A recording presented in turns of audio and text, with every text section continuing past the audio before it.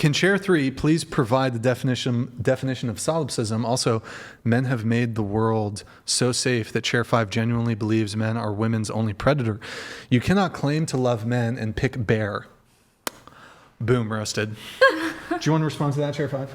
Oh, goodness. I do think two things can be true at once, and it might seem like a paradox, but I do think that it's very possible to acknowledge and love men as a general demographic while also acknowledging the reality of the harms and atrocities that men have caused throughout history and contemporarily, but of course not subjugating every single individual man to that preconception. So yeah, I think it's possible to be multifaceted in your approach. Can you repeat that part about the harms and atrocities? Can you repeat that sentence? Well, yeah, I think it's possible to acknowledge and recognize that men have committed some harms and atrocities before. But when you say men, are you talking about a monolith? Or are you talking about specific men or specific groups of men? Not groups of men, but just the men who have harmed women. Because when we're using language and we say men, when you say men, it could apply to, you might be meaning some men, right? Or you might be meaning men as a group. Right. So I'm referring to the men who are harmful, not all men, because of course not all men are predators, not all men are dangerous.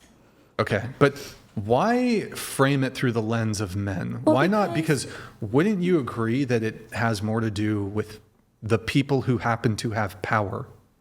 Well, yes, that too. But I'm just saying there was this thought experiment done that was very famous that was basically saying if there are 5 snakes behind a door and one snake is poisonous, but you don't know which one is, not saying that men are like that, but because you don't necessarily know who's going to cause you harm, that's why women have this protection mechanism developed.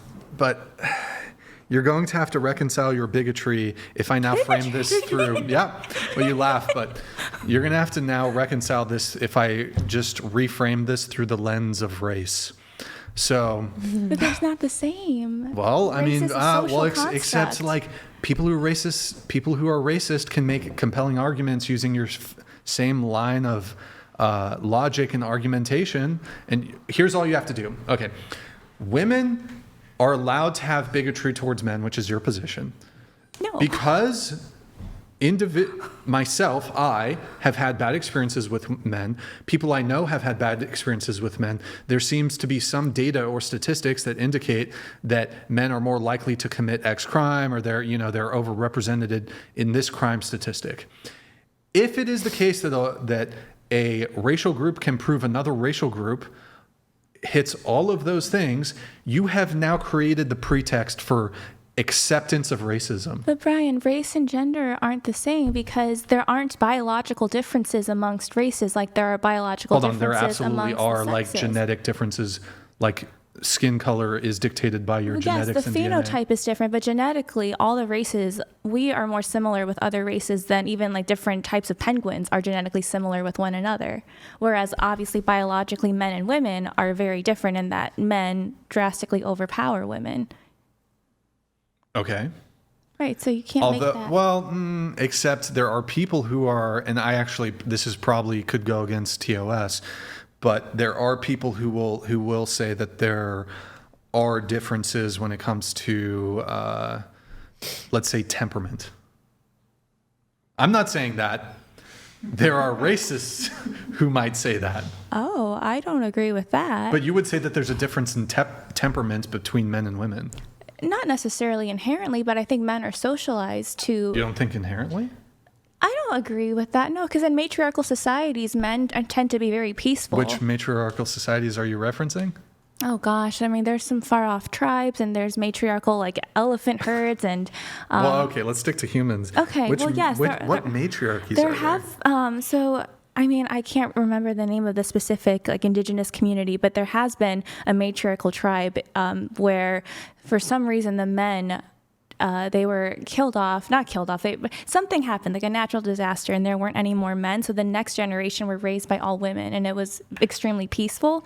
And wait, hold on. It's a Panamanian tribe. Oh, okay. They still exist today. Great. Okay, yeah. We're looking at some 200-person tribe in South American rainforest or something. No.